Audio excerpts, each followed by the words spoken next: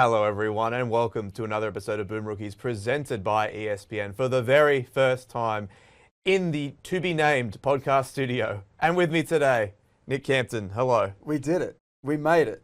We're in the nickname pending studio. What could be better than this? And this is an open offer to anyone, a rugby league pun-related name that we can have for the studio. We were racking our brains trying to think of someone. We thought, throw it open to the people. The people got us this far. Yeah. The people can get us one more step. That's right. We are crawling on the backs of the people as far as they will take us. Yeah. And maybe they'll do even more work for us and nickname this beautiful studio. Yeah. It's ESPN owned and certified. I think I saw Stephen A. Smith out the front before. Yep. He dapped me up. He said, you know what to do here, Nick. I taught you well. And look at us now. We did it, man. Yes. And in all seriousness, to everyone that's been there since recording in Mitch's bedroom for the first time in 2015, I think, to now, and everything in between, it's been an amazing journey. And I think this was like the next massive step we needed to take, was getting this space. And thank you to ESPN for taking a chance on us last year and sticking with us now. And to all of you who supported us and will continue to do so. But yeah, this is just... Yeah, I'm just a little bit, I just had a little smile on my face when we walked in here for the first time because it just looks unbelievable. And now it's just like, as much fun as I've had doing the show with you for the past 18 months since the rebrand, this was like, it feels more real now, if you get me. Yeah, no, totally. It's always, when you take the step up from just, recording around your house all the time, it does change things. It does make it feel a little bit more professional. Wrong camera at the minute, You've had to take off your shirt that has all the racial slurs on it, which I know you love to wear so much, especially in public. Of course. But we all have to make sacrifices sometimes, Yeah. I got Charlie did my makeup before I came, so that's good. You are glowing Thank you. now. It's good. And now we will throw to our future selves talking about the Thursday night game, because obviously can't talk about it yet. Hasn't happened. What a win for the home team. Parramatta 34, Cronulla 22. I was right. What a win for the home team. I hate this. I miss the studio.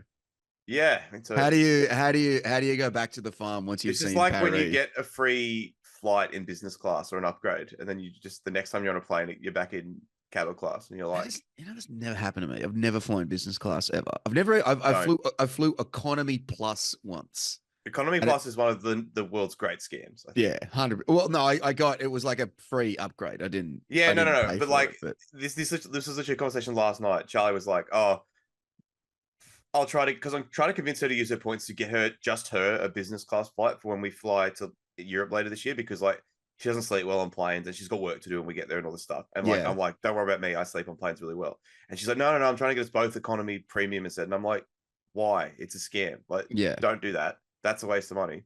Like, you look after yourself. I'll be fine in economy because I just sleep the whole time. But anyway, because I'm like, I don't know what economy premium is. Like, she's like, oh, you get like metal cutlery. I'm like, is that worth paying? She's like, you get as much wine as you want. I'm like, you get that in normal. Get that everywhere. But they'll give you metal knives. That's literally what she said. You get real cutlery, which I can see the appeal of, because I do hate those like paper forks and shit. But yeah, no, not worth the money. Yeah, no, dude, I don't eat on airplanes. I never eat their food.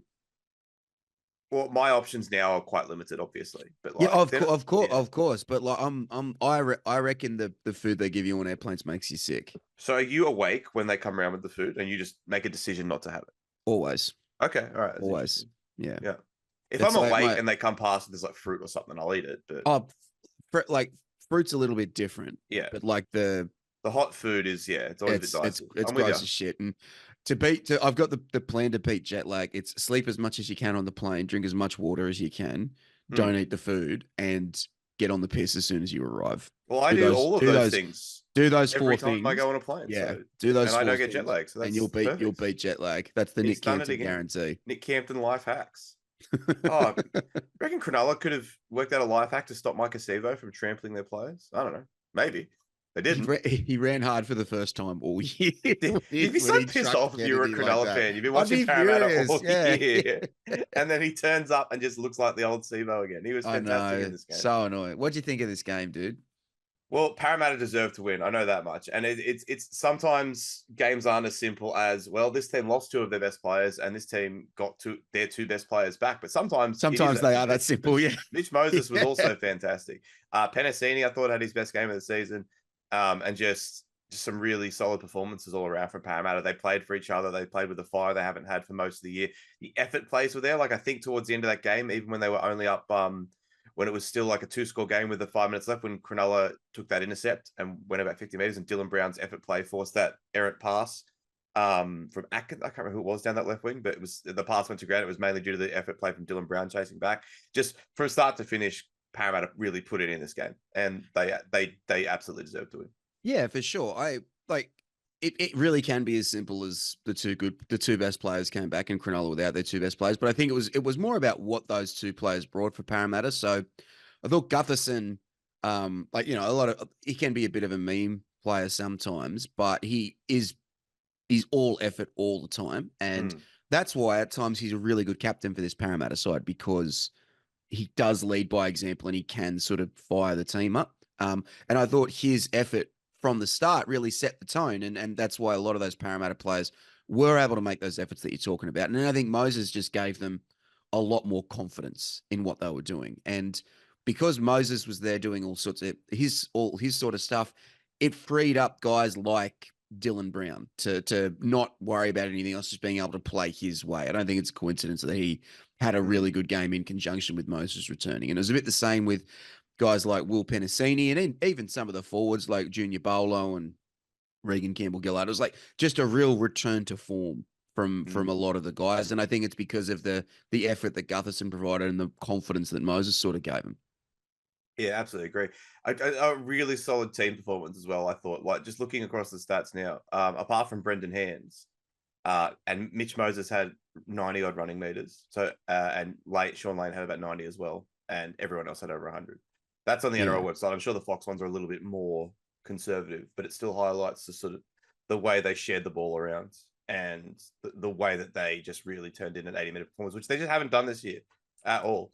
And sometimes it is as simple as like all these guys that we thought were kind of their best days were behind them, like Sivo or Ballo, or guys that haven't had a quiet season like Campbell-Gillard. Sometimes it's as simple as those guys can turn up for a week and kill you. And that's kind of what happened. But from a Cronulla point of view, like it's only 2 games now, but I am seeing early onset 2023 Souths, and I'm kind of worried about it because and people go, it's only 2 games, you're overreacting. I'm not overreacting because I'm not saying that's the path they're going down yet. I'm just saying we should be alert, not alarmed. Not alarmed, just alert. Wow. Oh, a key playmaker who has niggling lower leg muscle injuries and isn't playing. That's interesting. Oh, a forward pack that for some weeks just doesn't turn up. Oh, really? Interesting. Tell me more. Oh, losing to Parramatta to kick off a disastrous run of form. Where does that sound familiar from? So whilst I still think Cronulla will be fine, I think this is like, let's straighten up next week, boys. Let's get it right. Oh, wait, we go to Suncorp to play the Broncos. Yeah.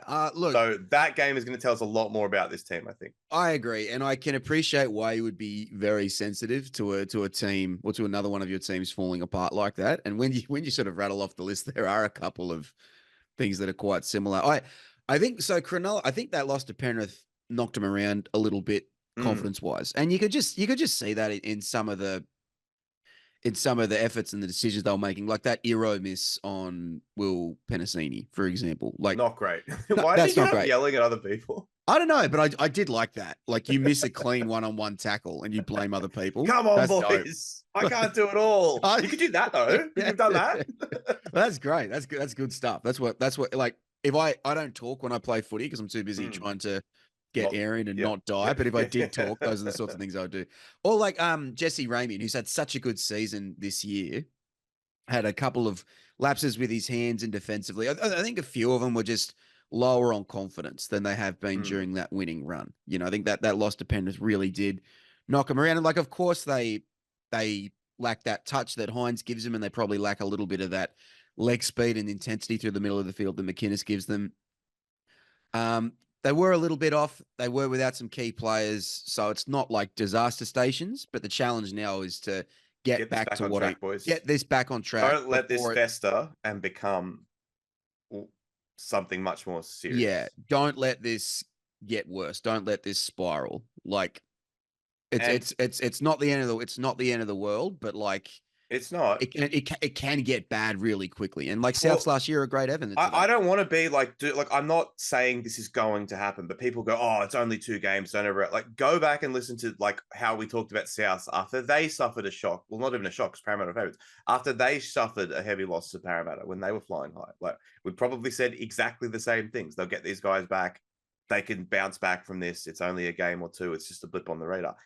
And sometimes it gets away from you. So I'm really hoping that doesn't happen with Cronulla because it would be a shame for all their great work earlier in the season, which peaked in a win over one of their most hated rivals at Magic Round. Where does that sound familiar?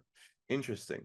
I really hope that it doesn't end up like that. But looking ahead, after the Broncos, they play the Dolphins in Sydney, a bye, Bulldogs in Sydney, home game in Coffs Harbour, home game at Shark Park against the Tigers, another bye. So it's they've got plenty of time and a very comfortable schedule to get themselves back on track after that Broncos game. But I'd still love to see a lot from them in that Broncos game. And we'll see who backs up. We'll see who backs up from Wednesday night because it'll be what?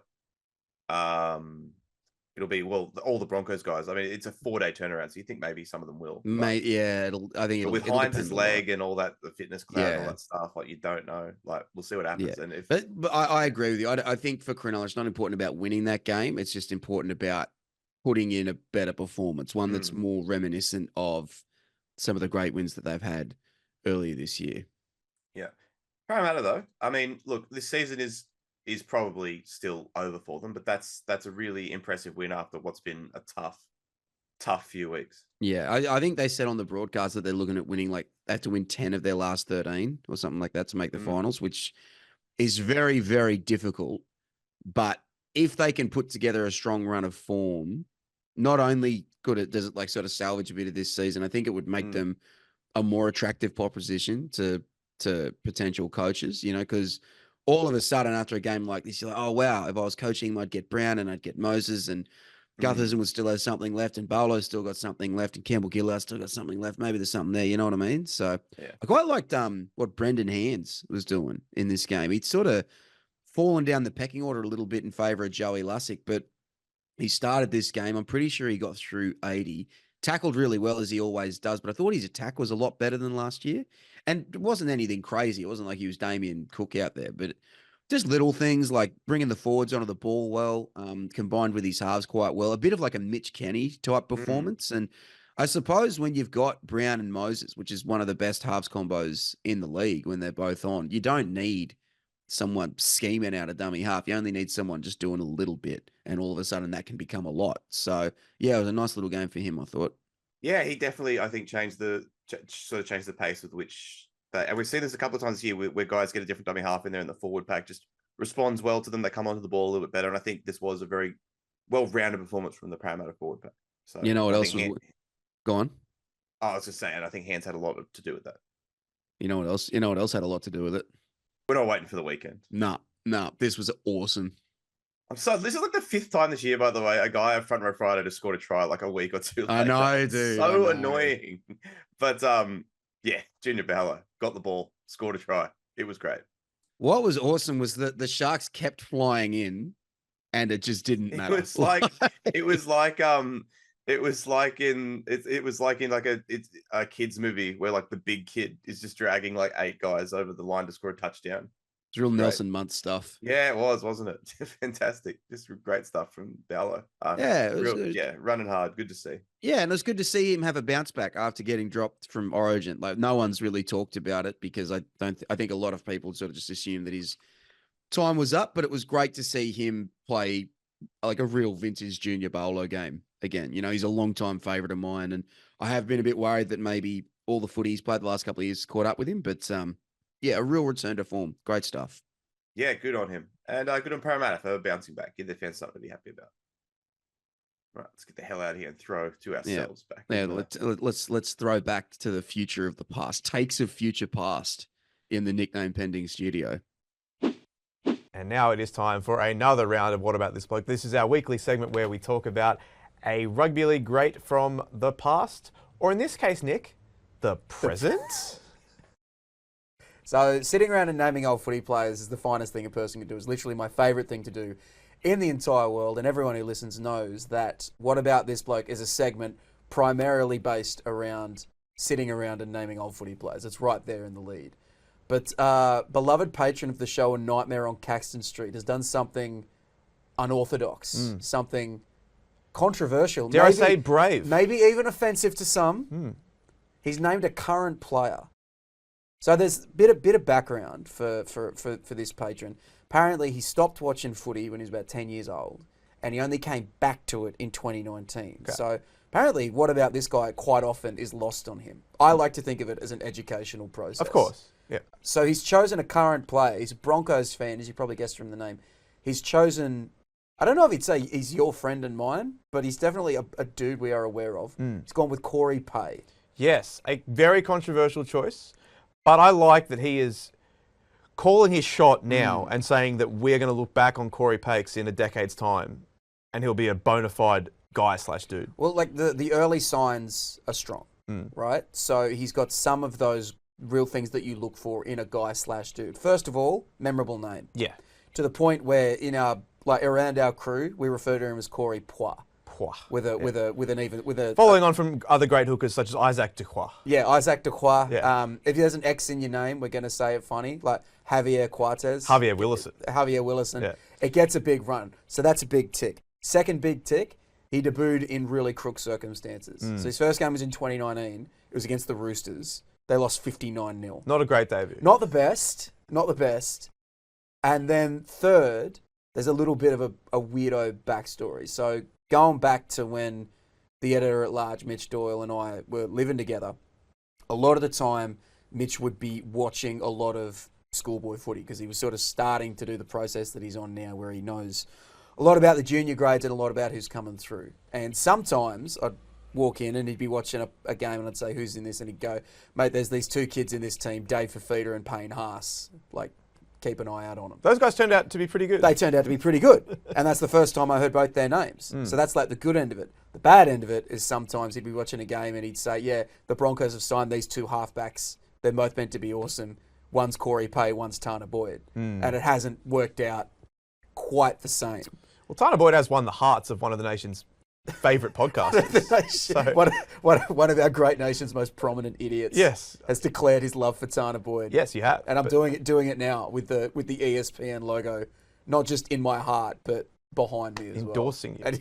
And the Disney Corporation endorses Tana Boyd. They sure do. But yeah, Corey Pakes, this was a guy that he was kind of presented as one of these guys that was supposed to be the next big thing. Like this one of these guys was going to drag Brisbane out of the muck that they found themselves in at the end of last decade.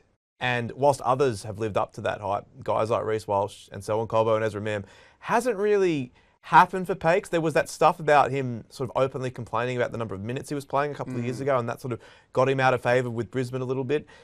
And it does seem like his career is somewhat at a crossroads now. It's definitely stalled. He played, I think, half a dozen games for him last year, and the year before he had a pretty good season too, and he was sort of working in that tandem at hooker with Walters.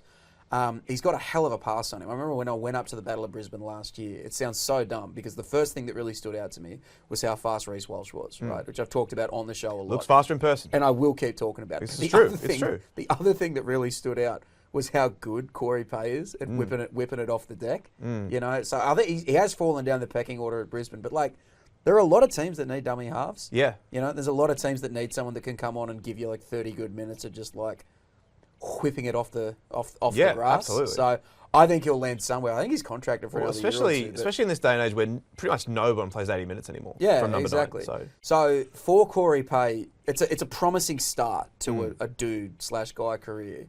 What do you want to see him do to kind of cement those bona fides? I'd like 2 or 3 clubs, perhaps a grand final appearance, but not winning. Okay, so are we looking at like the Tyson, like is Tyson Smoothie? Tyson Smoothie is setting the blueprint. That's a very he's not only taking his job, he's showing him the way forward. Showing him the way. Yeah. And obviously Tyson Smoothie, a great name in its own right. Yeah, he's really setting the tone. So Correct. Corey Pay's really been replaced by someone who improves many things. Maybe Smoothie's been mentoring him on guyship at the Broncos behind the scenes. We don't know. We don't know. Maybe Pay was mentoring Smoothie, and then the apprentice became the master. Oh no, the ultimate betrayal. Pretty much, yeah. So I'm with you. I want to see a bit of a bounce around career. Maybe a stint at a club that's just one first grade game, So in 15 years' time, Oh. when we've exhausted our supply of guys and we're all the way back to the start, we say, remember that one game that he played for Souths and scored 2 tries and then vanished again? And then you'll say something, some Souths bullshit, and that'll be great. Yeah. That's content, brother. That's what got us in here. Shout out Sidovini Mothlandreke, one game. I think he scored a try. He did. And Yeah. bro, An you're talking about NRL a guy. grid legend. A grid kings, Sidovani Mothlandreke. But yeah, so in lieu of announcing who is going to be able to choose next week's player for What About This Guy, we're going back to what we said about the studio. You're listening to the show, flood the zone with suggestions about who we can name this studio after. Like, if you're on the Discord, put it in there. Yep. If you're just on Patreon, messages. If you know us in you're just real a life, listener, just send post us. If you Tweet see us, Instagram DM, if you anything. see us walking down the street and you're driving by, just like scream a name out at us. Yep. Like, if you have money, hire a Skyrider, perhaps. Like, leave no stone unturned. Actually, that reminds me of something interesting that happened the last time I came to the ESPN offices to just have a catch up with our bosses. And when I was leaving, I walked back out into Driver Avenue, and I was just like walking across to get the tram home. Some guy drove past in his car, screamed out, "Go the Bulldogs." And I wasn't wearing any rugby league clothing at all. I'm just in like normal street clothes. I was just trying to raise awareness. And like no one ever claimed ownership of it. That's like, remember at Origin 3 Well, I was about to last mention year? that because we're coming up on the 1 year anniversary of last year, where a guy came up to the front glass of the press box, made a point to just take a photo with him and you and I. Yeah. And then no one ever contacted us about it. Not once. Ever. Yeah. Very Like, bizarre. There's a chance that he was just like, look at these 2 Derricks. No, I'm but gonna he take made a photo point to of like not have the guy sitting either side of us in the shot though. I don't know. And like in the days after, I was like, I would love to figure out what was going on there. But now I don't want the legend. Maybe it's the same guy. Maybe he's just tormenting me. me. It would be on brand for a Bulldogs fan to just be psychologically torturing me as revenge for all the mean things I've Well, do said you about reckon them. that he might not even know he just saw it and he looks like a guy whose mental fragility could be tested? Yeah, that looks like a guy that by a likes. That looks third like a guy declaration that for hates the Canterbury. Bulldogs.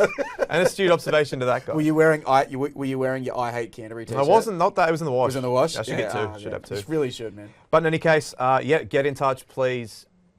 We are open to any suggestions. Puns are good, like anything with Cam or studio. Or Cam's a lot easier in studio.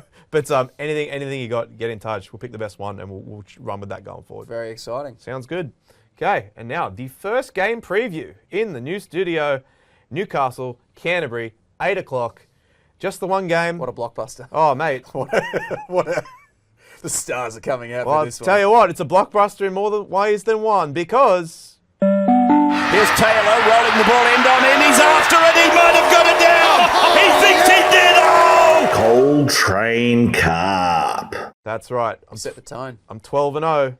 I'm trying to go for 13. The Roosters are the obvious slam dunk pick this week, but I can't pick them. I picked them last week. Don't really like the other games. I think all the other games are a bit of a toss-up.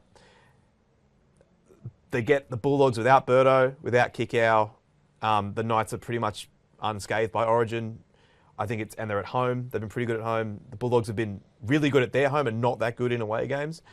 And I just think that all that comes together for my best chance of keeping the perfect Coltrane Cup season alive. And I'm going with Newcastle. Have you considered what might happen if you go all the way? If you go 27-0 or whatever it is? Yeah. What are you going to do? Well, I mean, I've got to worry. We got our good friend RCB, who's also 12-0, and he's got the Roosters layup this What week. happened to Down and Dirty, Bungard Butts? Down I and miss those dirty. times, No, bro. well, we lost Butts last week. All right, Butts took the Broncos. Oh, So he's Butsy. 11-1 now. But yeah, so there's just the 2 of us left on 12-0. Yep. So I'm not thinking about the end of the year yet, just trying to get through the Origin period. You know, it's tricky. The tricky Origin period. Just trying to get through that, and then we'll focus on the finals. If you at can that think of a point. crook thing Bungard will have to do if he goes 27-0, also please Why do I reach have to do out. a bad thing if I do something good? That doesn't make any sense. You should have to do something crook if I go 27-0. Mate, I'm already living down in the gutter. Like, I'm already rolling around in my own filth and loving it, by the way.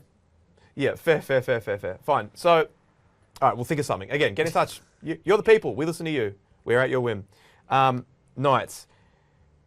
Their fans are very excited about Christian Mapapalangi, who's replacing Bradman Best. What do you know about him? So he's only got I think the 2 first grade games in, and they were both a couple of years ago. He's had a bit of a bad run with injury. I think he did his knee in either a trial or like round 1 or 2 in reserve grade last year. But he is someone that the club's been pretty keen on for a while, and especially since that, like, backline depth hasn't always been a strength for them. And I know they've re-signed Dane Gagai on the back of this last resurgence, but I think for a while there, they were looking at Mapapalangi as being the person who could take over for Dane Gagai. So I'm really, really keen to see him. I like the Knights for this one as well, not just because the Dogs have those key players out, but because the Knights just seem really, really settled. I feel like all the things they've been doing well the last, I think it's 4 in a row now for them, but all the things they've been doing well are things they'll be able to do well again. It'll be about getting the rest of the spine linking with David Armstrong on the edges as much as possible. It'll be about the forwards punching around the middle of the field. You know, Jacob Safidi might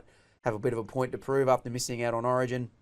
I think this could be when we get the really big Kai Pearce-Paul breakout game. That's coming. Against a bit of a makeshift back row for the Bulldogs too. That helps. So he's had a really good season and a productive season, but he hasn't quite had the 2-try, 190 metres, 3 line breaks, 4 offloads, kissing babies, shaking hands, and they'll have half yet. But I think that's coming, and it very well could come. And they'll have Dylan Lucas, who's had a pretty good season, lining up on Jamin Salmon, who's not a back rower by trade on that side, right? If Salmon is playing in kick-out spot on the left, things might change. They could move them around. They usually like to start Salmon on the right, and then they bring Curran on sometimes or Preston on sometimes. But so I don't know. So it might be Salmon playing 80 in that slot. Okay. There might be a matchup that they really like and they think they can go after. But yeah, I'm expecting the Knights to just keep doing Knight stuff. Origin's come at a funny time for Canterbury because I did feel like that win over the Dragons, where they scored the most points that they had in 12 years, which was incredible. An avalanche of points in that second half.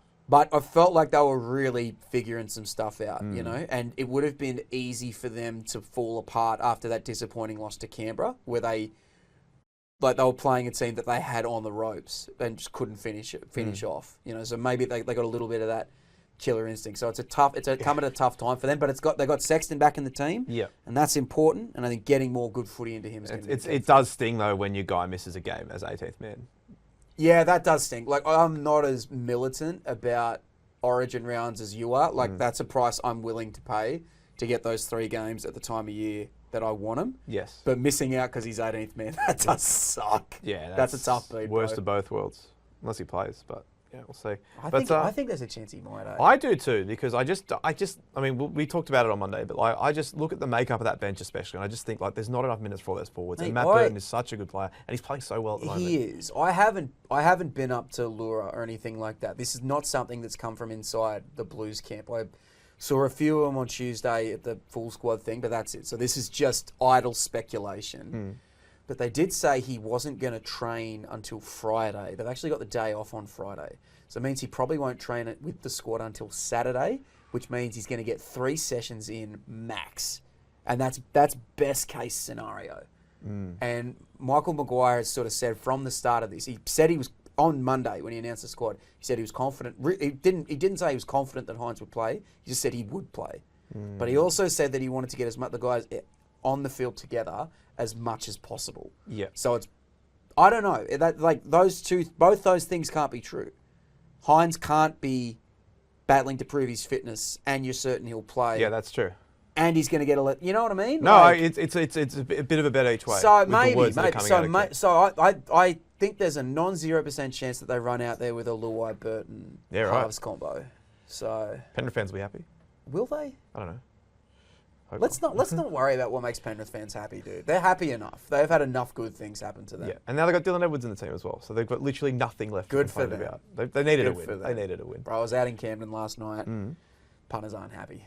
The little town that could. Are they still renaming the pub the Tedesco? Probably not this year. What if they do it at a protest? They have a sit-in and they don't watch the game. Don't watch the game. No, yeah. Dude, I found out at the Merino, which is down the road from the pub that was renamed the Tedesco Inn, they're doing Simpsons trivia on Origin night. That's eyes down footy. That's bro. The most. The eyes are on the floor, bro. The eyes are subterranean. That's a shocker. Hate it, dog. Man, terrible. All right, I'm tipping the Knights. Obviously, I'm cold training them. Yeah, I'm going the Knights too. Okay, just the 2 games on Saturday, starting at 5:30 at Penrith Stadium. A who's who of outs for both teams, really. So it's not just the Penrith Panthers who are decimated by Origin, losing Brian To'o, Dylan Edwards, Isaiah Yeo, Jerome Luai, Liam Martin, but also, I mean, it's not a bad case scenario for them to get a Dragons team without Ben Hunt, Jaden Sewer and Zach Lomax, and also losing Jack Bird to injury. Yeah, this is one where the team that Penrith named on Tuesday, I think will get something quite different. Because apparently Brad Schneider is still troubled by that knee injury.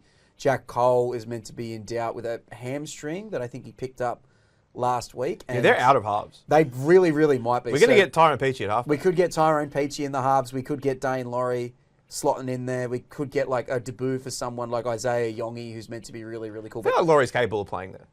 Well, Laurie can definitely play in the halves or at fullback.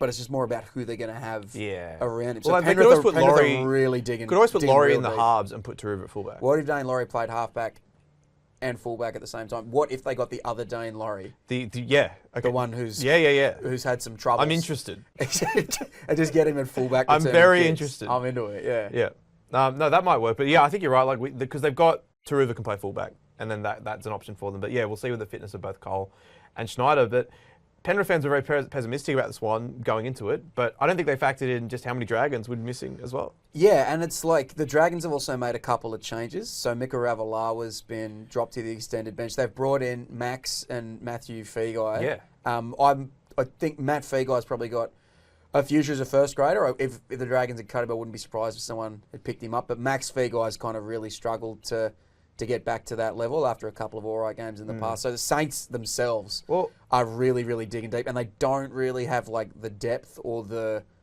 sort of horde of youngsters that the Panthers do either. Well, if there's a late injury to either DeBellin, Eisenhuth, Leilua, Blake Laurie, or Murdoch Masilla, we could get 3 sets of brothers in the team, which would be lovely. That would be cool. I would love that. Because we've got, a bit of brother mania. Michael Molo is in the 19, and then you've got the 2 Couchmans, the other Molo, and the 2 Phenais all in the Bro, all imagine in the that team. 2 sets of twins in the same team. That's wild. That's good. That's good stuff. The family club, Mate, St George really Illawarra. Yeah, it's a really interesting week to drop Ravalawa. He's had a tough season, but I would have thought, just given that they're already not going to have Lomax, they've already lost Jack Bird. Yeah. That's what shocked me so much about it. I think blaming him for that edge falling apart last week I think that's a bit ill done. Because He had a lock playing inside him. Yeah, and he had some bad defensive reads, but all his bad defensive reads came after the edge had already sort of collapsed defensively. And like Tom Eisenhuth wasn't making bad reads, he was just missing tackles, but he's sort of hung on to his spot in the side. So yeah, I don't know about that one. I don't know how many points a Jesse Marshke, Kyle Flanagan halves combo is going to have in him. Like I love the Jesse Marshke story. It's been a great comeback. Love that he got into first grade. Loved that a bunch of his mates turned up to his first grade debut with a bunch of banners that said Froth Pig on them. So that's great shit. But asking him to slot in at halfback against a Panthers team that's still going to be really good defensively, because I think Penrith could run Bungard and Campton out there and still be pretty hard to break down. Penrith, we're still open to trying that, if you still want to do Look it. down the barrel of the camera. Ivan Cleary, he's calling you out. So, yeah, while Penrith have a lot of blokes missing, they're still going to have Leota, they're still going to have Fisher Harris. They're still going to have, I think, a lot of the characteristics that we come to associate with Penrith.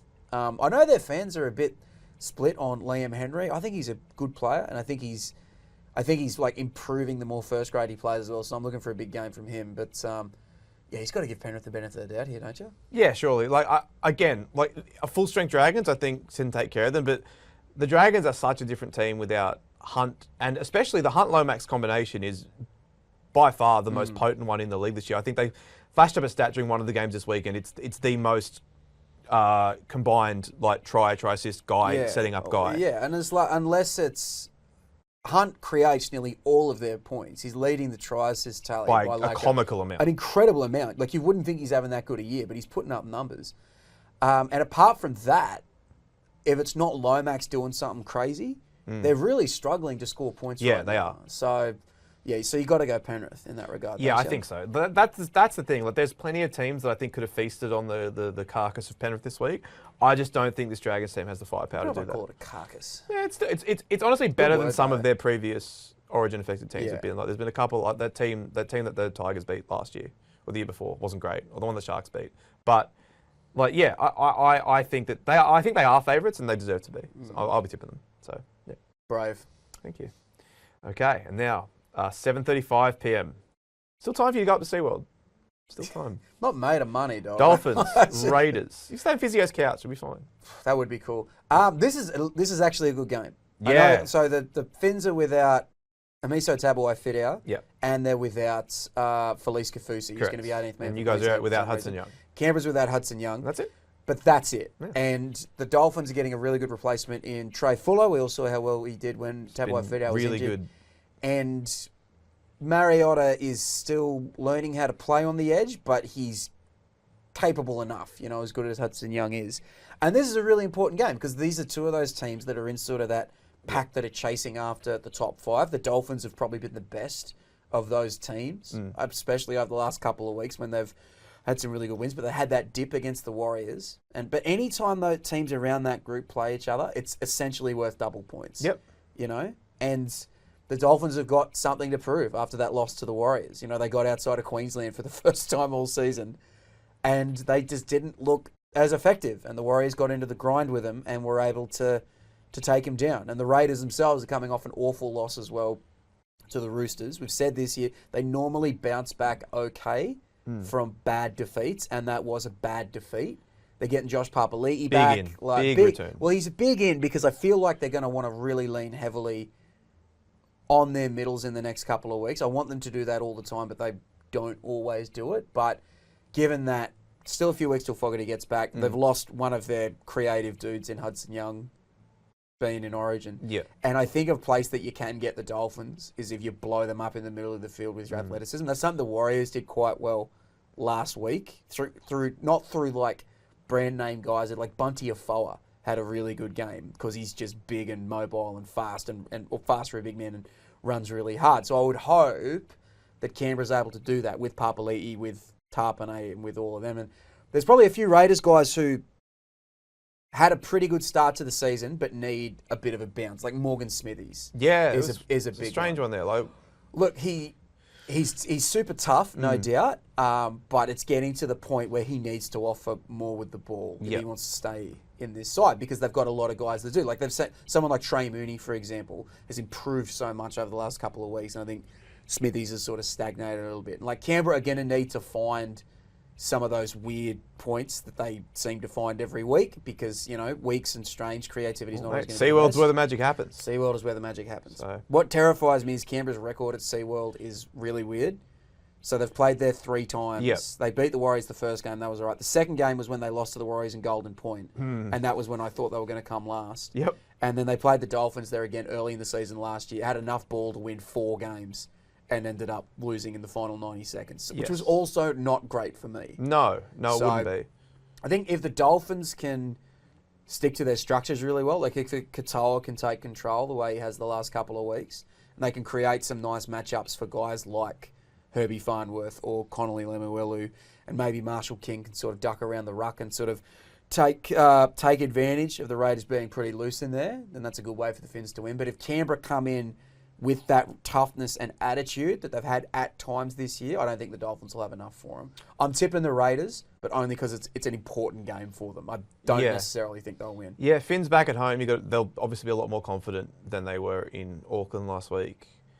It's not an easy matchup for them. I think everything you just said is accurate, and Canberra will not have 2 poor performances in a row. I think the Raiders will squeeze this one out narrowly, but yeah, I think this is the game of the round. Just easy. Kind of by default. But Yeah, well, it's the 2 sweetest words in the English language. Hell yeah. Okay, and the final game of the round. Again, there's so many hours to fill this weekend, just searching for purpose, searching for anything.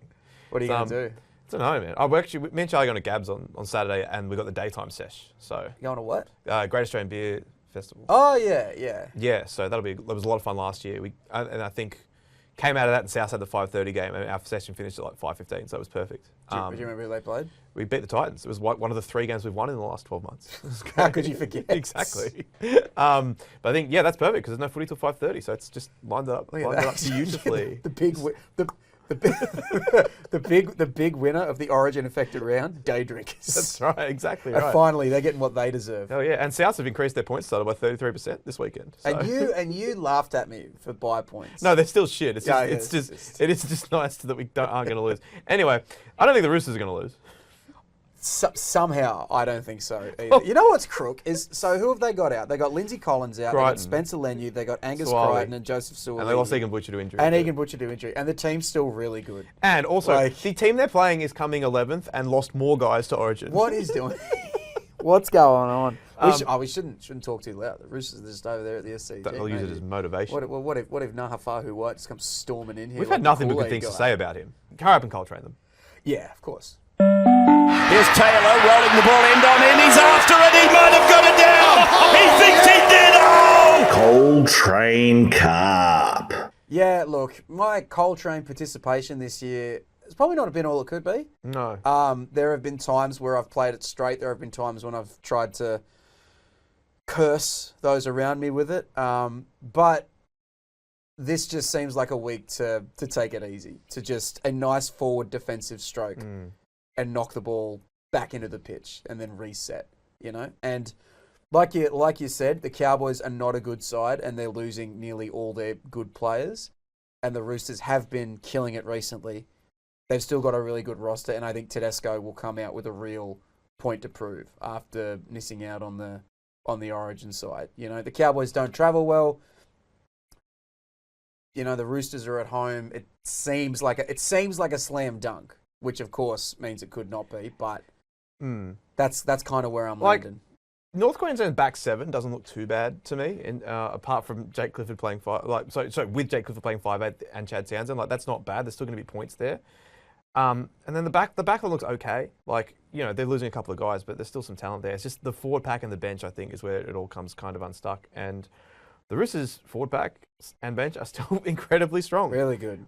You've still got Roy Hargraves and Terrell May starting, Nat Butcher, Victor Radley, Naf White all starting, and then Siawa Wong, Tupanua on the bench. That's some really good footballers there. And, I like how Siawa Wong in the space of 6 months went from one of the most highly sought after forwards in the entire sport to a guy who comes off the bench for the Roosters sometimes. And he's still really good, by the way. I think he will be. I think he will be. Yeah. It's just development's not always linear like that. No, that's true. Yeah, that Rooster pack is really what I think will set the tone here. The Cowboys have been blown up by worse forward packs than theirs when they've had all their guys out there, So Terrell May starting, I'm expecting him not to do that well there because he's unbelievable off the bench, but every time he's had to start it hasn't been as strong. But we're splitting hairs there, man. I'm trying to give our 3 Cowboys listeners a little bit of hope. Yeah. I'm not doing a great job of it either. I think we got at least 5. Do we? I don't know. I don't know, man. The team channel on Discord is a ghost town. But come on. We couldn't find a Cowboys guest with the one Cowboys guest we did have lined up cancelled on us, and we did not. I did have someone else reach out after the Country Nick incident. So. What? Really? Yeah. So I'll do it next year. I wouldn't say it was an incident. Well, it was a thing that happened. That's generally what incidents are. Yeah. So that's that. Anyway, the Roosters for me, this is a slam dunk tip. I can't Coltrane them because I did last week, but I think this is if to not lose Tedesco to Origin is just gigantic. Yeah, it really is. He's had a really good season to this point, but this could almost not reinvigorate him, but it could just give him another bit of motivation. We know he's an extraordinarily driven player. There were years there where he was already the best player in the league and then he got better. Yeah. Because he's one of those guys who was always able to find that internal motivation. Now he's got external motivation for the first time in a really long time. I think he had a little bit of that going into the season because people were talking about him maybe losing his jersey and maybe he's past it and all that. So I think it gave him something to prove, and now he's got a massive thing to prove. Yeah. I got to tell you, we talked about it a bit on the Monday show. I'm surprised the sort of that the uniform opinion is, we have to. Edwards earned his chance and he had to get a go. I for a player who is as decorated and as accomplished as Tedesco, I can't get there, man. I think of the 3 big calls that we talked about and that we put out on our socials, and the 3 that were the main 3 talking points for everyone that talked about the Origin teams when they came out were Fafita, Appy, and Teddy. I think he was by a distance the one that people were least outraged about. Yeah. Which I guess I'm also probably the least outraged about him of the 3, but that's only because the other 2 were so outrageous. I thought I was going to say it's because I don't get Origin. No, well, I don't. Obviously, I'm from New South Wales. Of course I don't get it. But, I do think that at least with the Teddy replacement, Edwards has been playing lights out footy for a couple of years now and is the Dally M front runner and has earned a chance, whatever that means. No one had Robson in their potential team. Last year, yes. Last year he was in a few potential teams. I didn't see a single hypothetical Origin team in the weeks leading up that had Robson in it. Not one. And then Fafita, we've talked enough about Fafita. We both think that he's the best back row in the comp, and that's crazy. So whilst I still had an issue with the Teddy thing. I think it was a distant. People can only get outraged about so many things. I don't know, dude. Nah, that's true. People's True. capacity for outrage is It's quite is really high. You are something. right. But I think of the three, it was the least outrageous. I actually think it's the most outrageous. In what way? Because of all that he's accomplished. Yeah, this but is, you This can't- is. Yeah. Imagine if this happened Yeah. to one of the other true greats of either state, because that's what we're talking about. No, here. no. We're talking about. I think one of the 5 best Blues ever. You know, which I Right? agree with. Yeah, okay, so if you agree with that, imagine if this happened Yeah. to Brad Fittler or Andrew Johns or Billy Slater. Remember when it happened to Billy Slater? Yes. And Kevin Walters was nearly crying at the press conference as he tried to explain why he'd made this decision. Yeah. You know?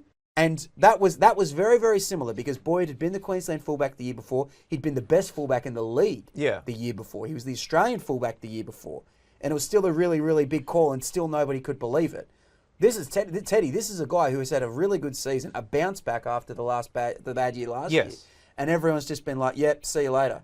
Edwards has earned this shot, as if Teddy hasn't earned something by the deeds he's performed. I agree in that with everything jersey. you're saying, but I'm just saying, like, Dylan Edwards is still a really good player, and of the three, it's the one that is the least shocking, just because of the people involved. Like, Reece Robson hasn't been having a great year for the Cowboys, and they have not been a very good football team. You get to pick 4 or even 5 back rowers in your team, Yeah. and they didn't pick Fafita, who we both think is the best back rower, not just that Queensland have available, that anyone has available. So You think he's better than Michael Cheekham? yeah, it's It's close. They're the big two. it's The big two. But, like, because of those situations just being so outrageous to me, that's why it's third. It's not that it isn't a big deal. It's just, I think that it's less of a big deal than those two things. We got 7 years of Teddy playing. No, I know, for that but, like, team. Edwards has that's why this is something that what Teddy built up is Yeah. something that takes close to a decade to do, and only like a handful of players in the history of Origin Yes. footy have been able to do. Yeah. You know what Coruscant and all that have built up. Like that's a thing that's a last 12 months kind of thing. That's not a thing But that that spans. do you think the epochs. average person, not romanticizes, because it should be romanticized, but do you think the average person takes past performance into account as much as you do? No, but that is why we don't get Origin. Right. That's okay. why We've New done it. We'll South circle Wales back. doesn't get it. Okay, we don't get it. That's why we don't get it, because Queensland are powered by their history. They venerate it. And the Blues are all about tomorrows. It's true. Like the Blues are the living embodiment of, you have a boat, but you can trade it all for what's in this box. It could be anything, even And it a could boat. be anything. It could be even a boat. Yeah. You know. Yeah. That's what kills me, and that's why we don't get it. We don't get That's it. why we keep getting done. Okay, news time, and I can't believe this is a real story. It dropped on Tuesday morning or Monday night, depending on where you read it. But the NRL and the federal government are closing in on a $600 million deal to launch a Papua New Guinea team. They're going to do it. They're going to build the compound in Port Moresby. There's the quote from Volandis floating around saying that they're definitely going to have them be based in Port Moresby. They're going to build the compound up there. The money will be tax-free to try and lure players to go up and live there. We've talked a lot about this. I don't think we've wavered in our opinions that it's going to be a disaster. And the thing is, though, like, this to me was almost at, like, high-speed rail levels of, like, it comes up all the time, or, like, people kept talking about it, but I didn't think it was ever actually going to be a Brisbane thing. in an hour. Imagine, it'd be sick. I would do it, but, like, anyway. But, like, I can't believe this is a real thing that's happening. Well, I can, but only because there's been so much smoke. Yeah.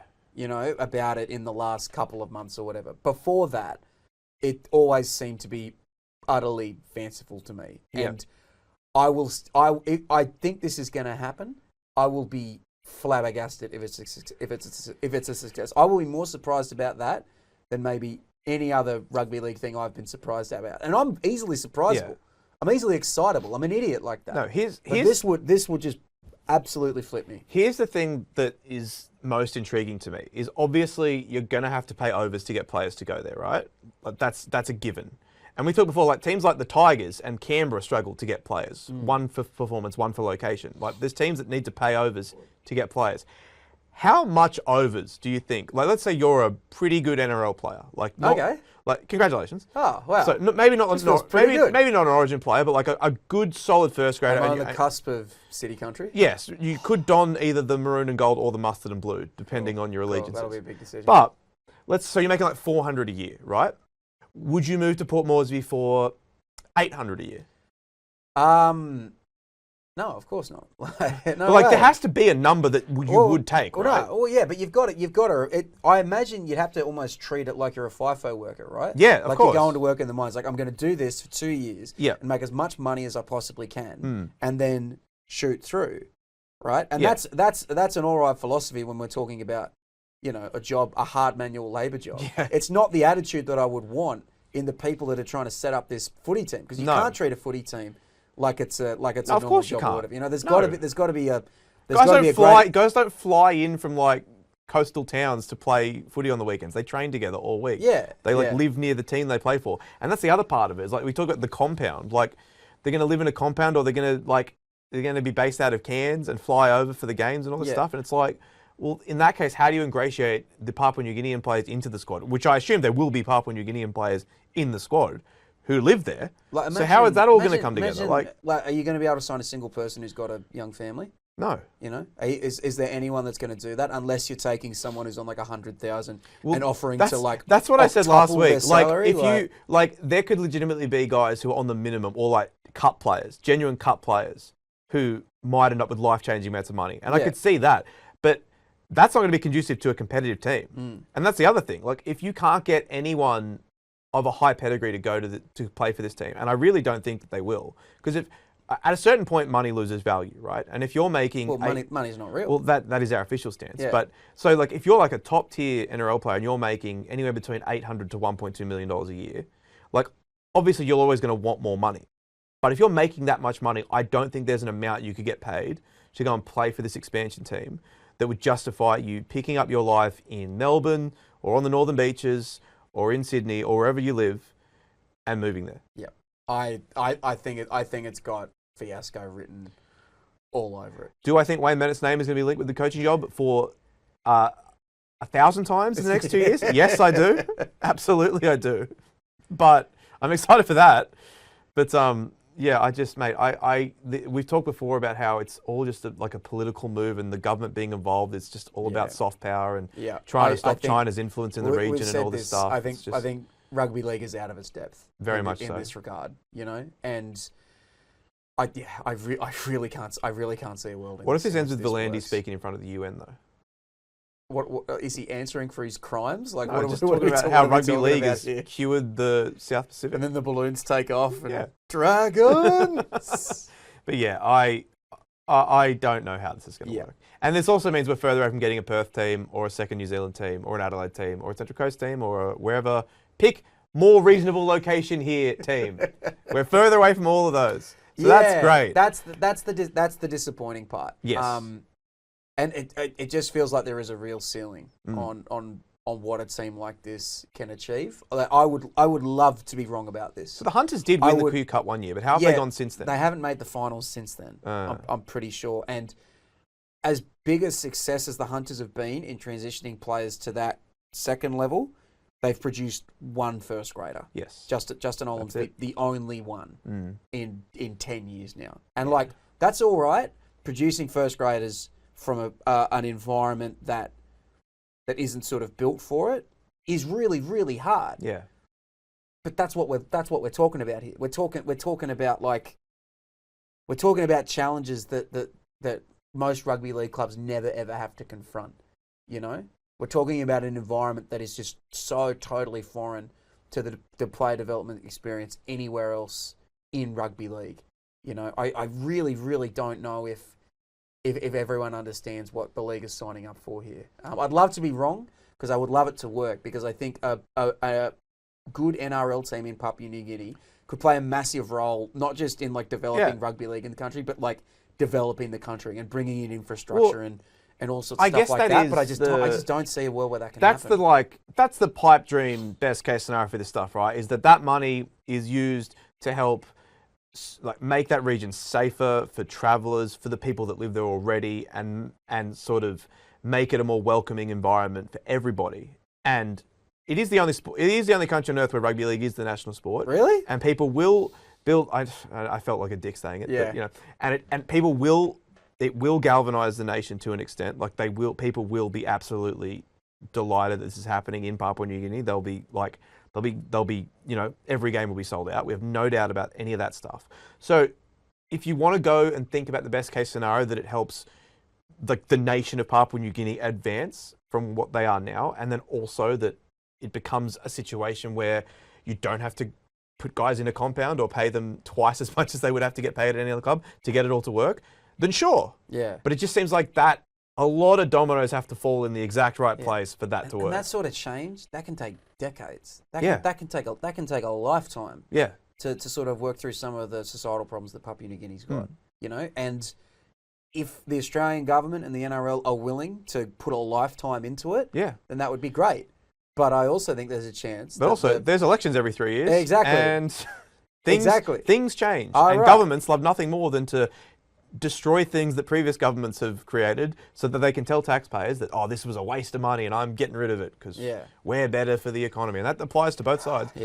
So that's my other concern is if Albo goes with this and then he loses the next election, then what?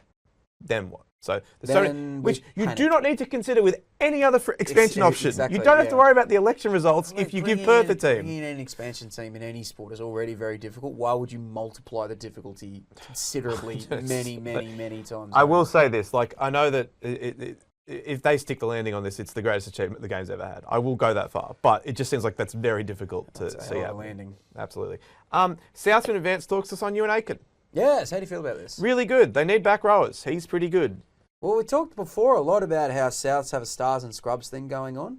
And I think for their roster to sort of reinvigorate itself. It's middle of the pack guys. And Ewan Aiken's a solid first grader. Can play in the centres, can play second row, can do them both pretty well, can have a big game or a big play in him every little bit here and there. Won't be a rep star, but won't let you down either. So I would like this to Souths. They've been struggling to fill that second row. That's the kind of signing years. that they need. Yeah, well, that's since Jaden Sewell left. It's been a carousel of guys just not performing in that position, and Aiken's been really good for the Dolphins. Solid, dependable. So, reliable. Country origin material, perhaps. I'm just throwing it out there. You are. You sure are. Yeah. So I'd be really happy with that. Got any other news? That's about it. Fantastic. All right, before we get out of here, quick thank you to the people in the top 2 tiers on our Patreon subscription service. If you'd like to support us, go to patreon.com/NRL Boom Rookies. You get access to our Discord server, a third show every single week. We will be doing a bonus show on Monday, so stay tuned. Merch discounts and plenty more. So thank you to a perverted female listener, Sup, Chris Avnell, Dave, I'm not high, I just have Terrell May eyes. New South Wales just don't get Origin. Stu, A Nightmare on Caxton Street, Alex Sergicomi, Broncos legend Adam Reynolds, Bruce the Piting, Pom Butsy, Chivex Snuffleupagus, Dan Cullinane, David, an anonymous backer, Ed Burton, Gavin, Hula Pop, here we are. Jason, Joel Wrigley, John, Josh Brandon, Gerbo's Invaluable Leadership, Kevy Face, Brisbane Chainsaw Massacre 3, Kicks Outs Out of the Comp, Lachlan Hancock, Langdon Olga, Luke Charles Smidmore, Mads, Taylor's Version, Matthew Duggan, Morgan Watkins, My Ding Ding Dong is Hard and I'm Sad, Never Trendy, Nick Townsend. Origin football is like jazz. It's the players you don't pick. Origin is not about the contest, it's about people how getting selected and winning give Teddy the ball. Pasami Army. People you know, that's what that's meant to say. Oh, people you know getting selected. No, he spelt it wrong. Pasami Army, Paulmac 78, Potato Man, Push It Up, Manly. PVL announces the recent rise in hamstring injuries as part of NRL expansion plans to become kosher. Reece Brown, reigning Flip Cup champion Dave Fafita, Roxanne Clark, see you in Vegas, Ty, TB. That's an incredible try for the home team. The Black Vegetable, the Brisbane Sniper, Thor, Tim the Toolman says, mind your business, Wilson. Was Zeni Zalesniak and Westlife Podcast, Souths were cowards in 1909. Some say they still are. Thank you so much for your support and to everyone in the lower tiers and everyone who just listens. Thank you as well. So we talked a lot at the start of the show about leveling up and it all feeling real and all that. Quickly drag back down. Right back down. It's good to know that at some level this show is just about you grunting. Well, look, someone's going to pay me a few dollars a month to make a Tim Allen noise twice a week. I have no choice but to do so. So specific. Yeah, man, this is Guy. I pay him a couple of bucks a month to make the Tim the Toolman. So what do you do? Oh, I'm an entrepreneur. What was your latest preneur? Well, been catching up on the Toolman. He's doing some grunts that I think have a real future. Mate, Home Improvement. Remember the intro? It was like them playing a video game. I've never watched an episode of Home Improvement. Yeah. Wow. Maybe it was before your time, a little bit. I think it was because I was probably 7 or 8 when it was, and you were like 3 or 4 years younger. So this is the real age gap discourse. This is the age gap. This stuff that was popular when I was exactly 8 years old. Yeah. That's it. That's the only thing. So you were Spice Girls as well. No, I know Spice Girls. You know, but you would have missed the hype. No, because I've got a sister who's 18 months older than me. Okay, yeah. And she was wild into Which did she make you pretend to be one? No. You would have been obviously Ginger Spice. See, that's mean. What do That's you mean? mean. Why does that mean? You know I'm a Sporty Spice man to the end. No, I know, bro. but it's just like she would have like just yeah. It's not a diss. What are you talking about? Didn't like that. I'm sorry. Didn't care for What a somber note to end the show on. Mel C, if you're out there, call me. All right, for the first time in Name Pending Studio, we are getting out of here. Say goodbye, Campo. Goodbye, Bertrand. That's goodbye from me.